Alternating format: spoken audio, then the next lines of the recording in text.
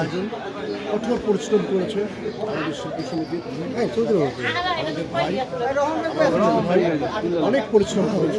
আজকে দেখুন এখানে মিলন মেলা লেগেছে, আমাদের সবার সহযোগিতা, সবাই আমাদের জন্য দোয়া করবেন।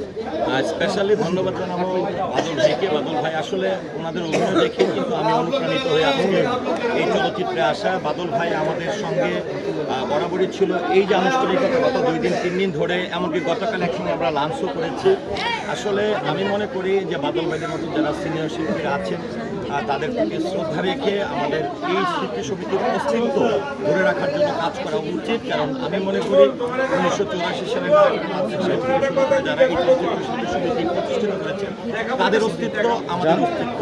বড় সিনিয়রদের সম্মান আমাদের সম্মান, সকলের সম্মান এবং সকলের এই প্রাণের সংগঠনকে উজ্জীবিত করার জন্য এবং এগিয়ে নিয়ে যাওয়ার জন্য আমরা কাজ করছি। সারা দেশের সকলকে, সকল চলচ্চিত্র প্রেমীকে পয়লা বৈশাখের শুভেচ্ছা। এবং সবাই হলে আসবেন, ছবি দেখবেন, শিল্পীদের পাশে থাকবেন, আমরা আপনাদের পাশে আছি। ধন্যবাদ।